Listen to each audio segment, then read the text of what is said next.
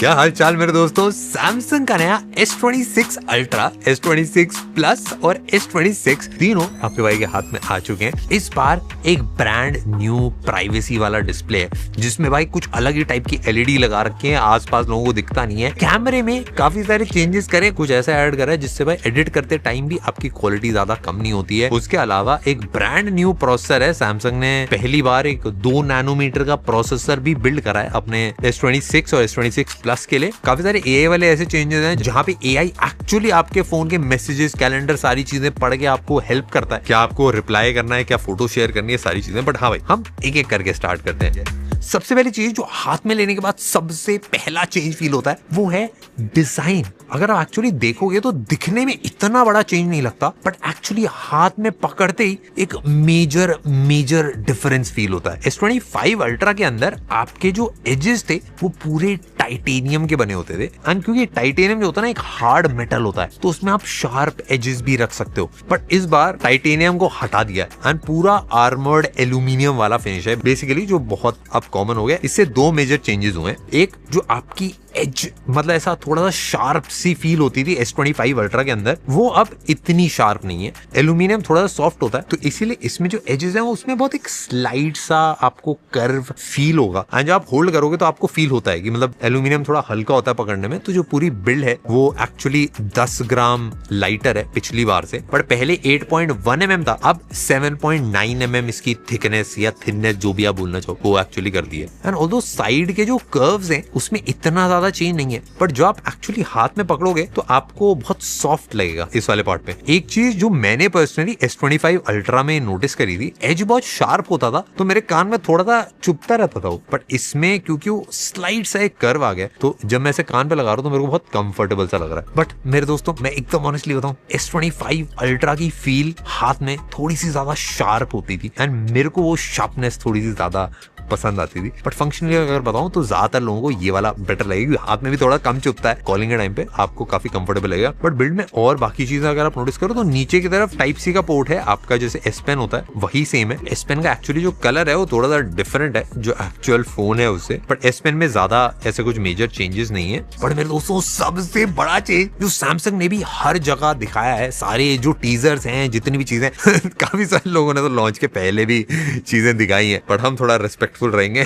Display के अंदर major improvements, ऐसी टेक्नोलॉजीज हैं जो एक्चुअली मैं बहुत ज्यादा सरप्राइज था कि भाई ये काम कैसे कर रही है। डिस्प्ले के बारे में भाई मेरी डेफिनेटली काफी ज्यादा एक्साइटमेंट है, बट भाई कैमरे में भी मेरे को एक इंप्रेसिव अपग्रेड फील हुआ। ट्रिपल कैमरा सेटअप है, दिखने में एकदम सेम लगता है, मतलब आपका 200 मेगापिक्सल प्राइमरी है एंड बाकी दोनों जैसे पहले थे नंबर्स पे सेम है, बट जो एक्चुअल ब्राइटनेस वो ले पाता है फोन के अंदर वो बहुत ज्यादा बेटर है। कैमरे में ना 2-3 चीजें मैंने नोटिस करी। पहले जो कैमरे का जो टेलीफोटो लेंस था ना, अब वो सर्कुलर शेप में कर दिया, थोड़ा सिमेट्रिकल भी लगता है, बट बेसिकली टेलीफोटो लेंस की टेक्नोलॉजी थोड़ी सी चेंज हुई है तो इस वजह से हो रहा है। अभी अंधेरा कमरा है तो अंधेरे कमरे में एक्चुअल 1-2 फोटो खींच के देखते हैं कि एक्चुअल फर्क क्या आ रहा है। वाइड वाले में इतना कुछ चेंज नहीं है, अपर्चर में 1x में डिफरेंस है।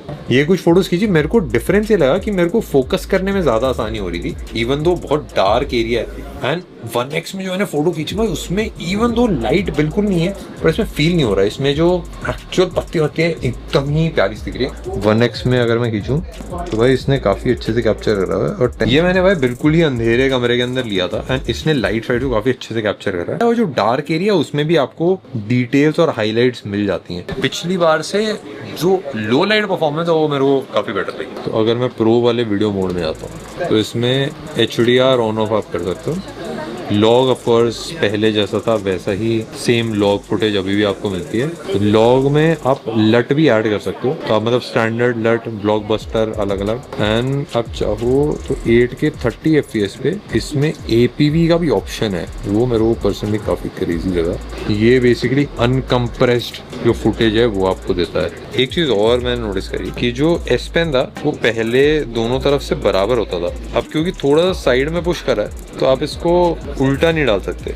अगर आप उल्टा ऐसे डालते हो तो ऐसा थोड़ा सा बाहर निकल रहा था, जो पहले होता था S Pen को आप उल्टा डालो सीधा डालो कोई फर्क नहीं आता था। कैमरे में मेरे को एक और बहुत कूल चीज लगी कि 8K 30 FPS पे अगर आप शूट करते हो इस पे वीडियो, प्लस अगर आप प्रो वीडियो वाले मोड में जाओगे आपको APV की भी एक सेटिंग मिल जाती है। ये बेसिकली होता क्या है कि बहुत ही हाई क्वालिटी होती है इसमें। बेसिकली अगर आप एडिट कर रहे हो, कटवट लगा रहे हो, फिर उसके बाद वापस एडिट कर रहे हो, तो अनकम्प्रेस ही फुटेज कैप्चर होती है। ये बेसिकली ज्यादातर जो बड़े बड़े कैमराज होते हैं उनके अंदर इस टाइप की फुटेज शूट करी जाती है। तो सैमसंग ने फॉर्मेट ऐड करा है, वो डेफिनेटली भाई काफी इंप्रेसिव है। कैमरे में एक्चुअली अपर्चर का डिफरेंस है दोनों ही मेन सेंसर में, तो सेंसर एक्चुअली चेंज करा गया। जो प्राइमरी 200 मेगापिक्सल वाला है वो 1.7 से 1.4 तक पहुंच चुका है। 16 से 17% के अराउंड का इंक्रीज आप बोलोगे। एंड जो सेकंड वाला कैमरा है वो 3.4 के अपर्चर से 2.9 के अपर्चर पे गया। बेसिकली अपर्चर जितना ज्यादा छोटा होता है उतना ज्यादा कैमरा लाइट ले पाता है। तो इसी वजह से एक्चुअली जो वीडियोस वगैरह आप शूट करोगे या फिर फोटोज भी लोगे, दोनों में आपको एक मेजर डिफरेंस फील होगा। इवन अगर आप भाई एकदम आप ऑब्जेक्ट को पास भी लोगे ना तो उसमें भी बैकग्राउंड में काफी अलग सा एक ब्लर सा फील होता है। पिछली बार से भाई मेरे को एक मैं बोलूंगा 30% का इंप्रूवमेंट लगा इसमें। कैमरे में अगर आप शूट कर रहे हो तो एक हॉरिजॉन्टल लॉक भी ऐड कर रखा है। तो अगर आप समझ लो कोई शेकी फुटेज शूट कर रहे हो, स्कीइंग विंग कर रहे हो, अपना स्काई डाइविंग करते हैं ना लोग ऐसे सर पे लगा के, तो ऑटोमेटिकली भाई वो हॉराइजन को ऐसे लॉक करके रखा। आप उलट पुलट होते रहो स्काई डाइविंग करते टाइम, वो एकदम सीधा रहेगा। प्रोसेसर की अगर मैं बात करूं, जो S26 Ultra है इसके अंदर स्नैपड्रैगन 8 Elite Gen 5 लगा रखा है, जो मतलब इसी के लिए डिजाइंड है। बट जो बाकी दो फोन्स हैं इनके अंदर Exynos 2600 लगा रखा है, और ये वर्ल्ड का पहला प्रोसेसर है जिसके अंदर 2 नैनोमीटर वाली प्रोसेसिंग हो रखी है। 2 नैनोमीटर का मतलब ये होता है जो एक्चुअल हीटिंग होती है प्रोसेसर की वो काफी कम हो जाती है, बैटरी एफिशिएंसी बहुत ज्यादा बढ़ जाती है। मेरे को लगा कि भाई वर्ल्ड में पहली बार अगर 2 नैनोमीटर की चिप बनी तो S26 Ultra में भी मे बी ये लगानी चाहिए थी। एंड बैटरी की अगर मैं बात करूं तो S26 Ultra में कोई ऐसा चेंज नहीं है, बट जो S26 है उसमें पिछली बार 4000 थी, इस बार 4300 कर दी गई है। एंड S26 Plus में भी एक छोटा सा चेंज है बैटरी में। एंड ऑफ कोर्स मेरे दोस्तों एक नया वेपर कूलिंग चेंबर है। बेसिकली वेपर कूलिंग जो चेंबर था उसको प्रोसेसर के थोड़ा और पास में चिपका दिया, तो आपकी कूलिंग थोड़ी सी और बेटर है। एंड मेरे दोस्तों चार्जिंग स्पीड में एक पंप आ चुका है। S26 Ultra में आपको मिलती है 60 वॉट की चार्जिंग स्पीड, एंड S26 है उसमें 25 वॉट, एंड S26 Plus जो है उसमें 45 वॉट की चार्जिंग है। तो ऑफ कोर्स नए बड्स लॉन्च करें सैमसंग ने, इसका डिजाइन पूरा ही चेंज कर दिया। पहले थोड़ा सा तिकोना टाइप डिजाइन था, इस बार पूरा फ्लैट मेटल वाला एक एज है। दिखने में पकड़ने में मेरे को पर्सनली थोड़ी ज्यादा कंफर्टेबल लगे। मेजर जो डिफरेंस है 2-3 चीजों में, आवाज में है थोड़ा सा ज्यादा बेसी, थोड़ा सा बड़ा एरिया है, एंड जो एक्टिव नॉइस कैंसिलेशन है वो थोड़ी सी बेटर है। End of course AI integration कर रहे हैं, तो भाई बड्स में भी हर जगह डाला गया है। भाई एक जेस्चर कंट्रोल है, आप ऐसे ऐसे कर रहे हो, ऐसे ऐसे कर रहे हो, तो इससे नोटिफिकेशन भी बंद हो जाती है, कॉल भी आप उठा सकते हो, डिक्लाइन कर सकते हो। मतलब वॉइस हेयरिंग वाला मोड होता है। अब भाई कोई भी कुछ भी बोलने लगता है, एक्चुअली वो कैंसिल हो जाती है वॉइस कैंसिलेशन। तो इसमें तभी होगा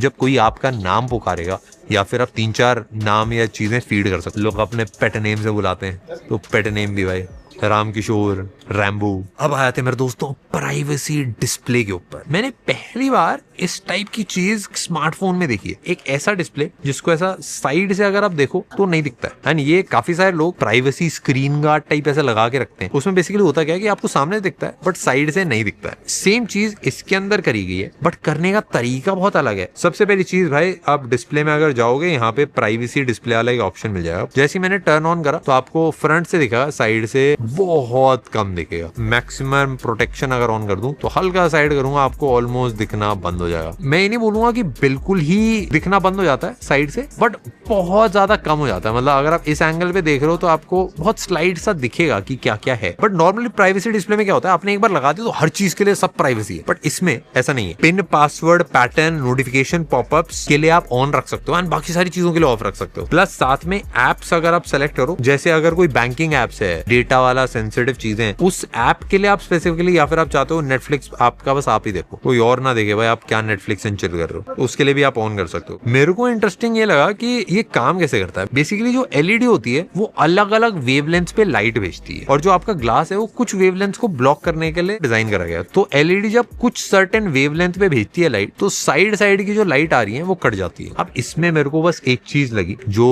अभी क्लियर नहीं है, अगर ये डिस्प्ले टूटता है, इसको चेंज कराने के वैसे हो सकता है S25 अल्ट्रा से ज्यादा लगे। मेरे को वो एक चीज लगी, डिस्प्ले में एक्चुअली अपस्केलिंग भी हो रही है। जो प्रो स्केलर है उसमें बेसिकली होता है कि जो स्क्रीन का कंटेंट है, समझ लो मूवी देख रहे हो, अगर कम क्वालिटी में 1080p HD है तो उसको ऑटोमेटिकली स्केल अप कर देता है, मैक्स स्केल कर देता है QHD प्लस रेजोल्यूशन तक। तो अगर सेम वीडियो आप इस फोन में देखोगे एंड किसी और, आपको इसमें थोड़ी सी बेटर क्वालिटी देगी। और ऑफ कोर्स भाई कॉर्निंग गोरिल्ला ग्लास है फ्रंट में, दिमाग में तो ये चलता है कि प्राइवेसी वाला गार्ड वार्ड सब लगा दिया तो अब इसका ब्राइटनेस एक्चुअली डिक्रीज हो जाएगी, बट ब्राइटनेस पिछली बार से बेटर है, प्लस कलर्स पिछली बार से बहुत ज्यादा बेटर फील होते हैं। और पहली बार है सैमसंग की हिस्ट्री में एक 10 बिट कलर वाला पैनल यूज करा गया है S26 अल्ट्रा के अंदर। S26 और S26 प्लस है, उन दोनों में एक 8 बिट वाला पैनल है, उनको ये अपग्रेड नहीं मिलते। और जो प्राइवेसी स्क्रीन प्रोटेक्शन वाला फीचर है ये भी बस S26 अल्ट्रा के अंदर है, S26 और S26 प्लस के अंदर नहीं है। बाकी जो बेजल्स हैं और जो डिस्प्ले की टच सेंसिटिविटी है और यूज करने में मजा है उसमें ऑलमोस्ट सेम है, उसमें आपको ऐसा कोई भी डिफरेंस नहीं फील होता। बट बेसिकली मेरे दोस्तों ब्राइटनेस, कलर्स, कॉन्ट्रास्ट, जो एक्चुअल डिस्प्ले है, सारी चीजें इंप्रूवमेंट है। ऑफ कोर्स प्राइवेसी वाले में अब आपका मेरे दोस्तों कोई कुछ देख नहीं पाएगा। भाई अपनी सैमसंग की नई सीरीज को हम रिव्यू करें और AI के बारे में बात ना करें, ऐसे कैसे हो सकता? सबसे पहली चीज, अगर आप खोलोगे तो अब आपको परप्लेक्सिटी मिलता है इसके अंदर, मतलब ये पड़ा था, हमने कुछ डाला वाला नहीं है। उसके अलावा सेटिंग्स में अगर AI में जाओगे, कॉल स्क्रीनिंग, तो बेसिकली जितनी भी कॉल आ रही है भाई आपका एक असिस्टेंट होगा, वो उठाएगा कॉल। जो ऑटो स्क्रीन वाला कॉल है इसमें इंग्लिश और हिंदी दोनों अवेलेबल है मेरे दोस्तों, मैंने हिंदी कर दिया है। एंड ऑटो स्क्रीन कॉल जैसी आपने ऑन करा वैसी बस सारी जितनी कॉल वॉल है भाई आपकी ऑटो स्क्रीन होगी। कृपया बताएं कि आप कौन है और क्यों कॉल कर रहे हैं। ऐसे मन कर रहा था, दोस्त है मेरा, बात करूंगा। क्या आप मुझे अपना नाम बता सकते हैं? रामचंद्र। जब तक मैं आपको कनेक्ट करूं, तब तक कृपया रुकिए। नहीं मैडम जल्दी करो, भाई आ नहीं रहा खेलने। राइटिंग असिस्ट तो पहले भी था, जहाँ पे हेल्प कर देता है आपकी लिखने विखने में। एक क्रिएटिव स्टूडियो थोड़ा सा नया सा ऐड करा गया, तो जितने भी इमेज में जो भी चेंज करना है आपको, समझ लो आपको टोपी ऐड करनी है या आपको केक था उसको रिप्लेस करना है, कुछ एलिमेंट्स ऐड करने, वो सारी चीजें हो जाती हैं। 2 फोटोज को मर्ज करना है वो भी हो जाता है। बेसिकली आप जो AI में इमेजेस के साथ कर सकते हो वो आप फोन के ऊपर डायरेक्टली कर सकते हो। एंड मेरे को खास बात ये लगती है, जितने भी AI वाले फीचर्स हैं उनके नीचे लिखा हुआ भाई process data only on device. तो मतलब जितना भी डेटा है अगर आप इसको ऑन करते हो तो सारा डेटा डिवाइस के ऊपर ही रहेगा। एक नाउ नज भी ऐड करा है, ये इंटीग्रेट करता है सारी एप्स के साथ। आपके कैलेंडर हैं, मैसेजेस हैं, इन सब के साथ सिंक करता है। बट सैमसंग की एप्स अभी के लिए, जो व्हाट्सएप है, अलग से ईमेल ऐप है, उन सब के साथ सिंक नहीं करता है। उन सबको समझ के अगर आप मैसेज टाइप करो, आप कुछ भी कर रहे हो, आपको बताएगा चीजें। समझ लो भाई किसी ने आपसे व्हाट्सएप पे इमेजेस मांगी कि भाई मेरे को यार ये शिमला वाली फोटो भेज दे, तो ऑटोमेटिकली समझ जाएगा कि भाई शिमला वाली फोटो कौन सी है आपकी फोटो गैलरी में, उसको ऑटोमेटिकली सेलेक्ट कर देगा एंड सारी शिमला की फोटो सेलेक्ट करके उसको डायरेक्टली भेज देगा। उसके अलावा अगर समझ लो आपको अपॉइंटमेंट बुक करनी है, किसी को बोलना है कि भाई तू फ्री है क्या, तो उसमें आपको दिखा देगा कि भाई आप इतने से इतने टाइम फ्री हो, तो ऑटोमेटिकली वो सजेशन देगा। तो जो इंटीग्रेशन है सारी एप्स के बीच में वो काफी तगड़ा है। और ऑफ कोर्स भाई एक ऑडियो इरेजर है, जैसे ऑडियो इरेजर पहले था ना कि आप अगर कोई वीडियो रिकॉर्ड कर रहे हो, बैकग्राउंड नॉइज वाली सारी चीजें रिमूव कर देता। अगर आप कोई नॉइज वाली वीडियो देख रहे हो आप यूट्यूब पे, तो ऑडियो इरेजर एक्टिव होता है, वहां पे काम करता है एंड वहां से भाई जितनी भी नॉइज वॉइस है वो सारी आप रिमूव कर सकते हो। सैमसंग ने ज्यादा बात नहीं करी, बट मेरे को एक मेजर चेंज फील हुआ सॉफ्टवेयर के अंदर। अभी जैसे One UI 8.5 है, Android 16 के ऊपर बेस्ड है, जो एनिमेशंस है, जो स्मूथनेस है, जो अलग अलग पंचीनेस है, वो थोड़ी सी डिफरेंट है। समझ लो वॉल्यूम वाला है, हल्का सा ऐसा लगता है कि एक पंच सा आ रहा है, मतलब थोड़ा सा मैं एक्सटेंड इसको ज्यादा कर सकता हूँ। अगर मैं खोल रहा हूँ, बटन दबा रहा हूँ, तो एनिमेशन थोड़े से ज्यादा स्मूथ होते हैं। हल्का सा अगर मैं टच कर रहा हूँ तो थोड़ा ज्यादा स्नैपी फील होता है, थोड़ा ज्यादा फास्ट फील होता है। पिछला जो One UI था उसमें एनिमेशन जो थे वो थोड़े से फ्लैट होते थे, ऐसा लगता था कि मतलब बहुत स्टैटिक सा है एंड सारे पे क्लिक क्लिक करते थे, तो थोड़ा सा डिफरेंस था एनिमेशन में। बिक्सबी और जेमिनाई का थोड़ा सा अपना चल रहा है। सैमसंग का ये है कि भाई बिक्सबी को भी कायम रखना है, तो उसका हाथ नहीं छोड़ सकते, बट जेमिनाई का हाथ थोड़ा टाइट से पकड़ा हुआ है ऐसा है। तो अगर आप ऐसे क्लिक करोगे तो यहाँ पे जेमिनाई खुलता है एंड जेमिनाई के सारे फीचर्स काम करते हैं। बट अगर आप सर्च कर रहे हो यहाँ पे, तो यहाँ पे बिक्सबी है। अब बिक्सबी में भी थोड़े अपग्रेड करे हैं जो मैंने एक्सपेक्ट नहीं करा था। इसमें अगर आप इसको ये भी लिखोगे रिड्यूस ब्राइटनेस, तो ऑटोमेटिकली आपको सेटिंग्स बताएगा कि भाई आप डार्क मोड ऑन कर सकते हो, अडैप्टिव ब्राइटनेस ऑन कर सकते हो, तो ऑटोमेटिकली आप उसको सेंटेंस लिख के भी समझा सकते हो। तो वो सारी चीजें भी बिक्सबी में थोड़ा सा एक अपग्रेड है कि आप थोड़ा समझ जाती है। मेजरली जेमिनाई ही वर्क करता है एंड जेमिनाई के जितने नए नए फीचर्स हैं वो सारे आपको सैमसंग इस वाले फोन के अंदर भी मिल जाते हैं। भाई मैं एकदम ऑनेस्टली अगर आपको बताऊं, इस टाइम पे एकदम टॉप ऑफ द लाइन ये स्मार्टफोन्स हैं, इसमें कोई भी चीज को एक अपग्रेड करना, जैसे कैमरे को अपग्रेड करना, भाई एक मेजर बिग डील होती है, क्योंकि पहले से अगर कोई चीज टॉप पे है तो उसमें और 10% 20% का इंक्रीज करना बहुत चैलेंजिंग होता है। तो इसलिए सैमसंग ने मेरे को लगता है कि नई नई चीजें ट्राई करी हैं, जैसे प्राइवेसी डिस्प्ले, कुछ अलग सा हल्का सा एक एक्सपेरिमेंटल टाइप फीचर है, इन सारी चीजों को मिला के पिछली बार से एक बड़ा अपग्रेड बन चुका है। एंड आप अगर खरीदने जा रहे हो डेफिनेटली एक्साइटिंग। ऑफ कोर्स हम पूरा फोन टेस्ट करेंगे, अच्छे से आपको रिव्यू बना के देंगे। भाई आई होप आपको मजा आया होगा देखने में। आप भी बताना कमेंट सेक्शन में आपको कैसा लगा।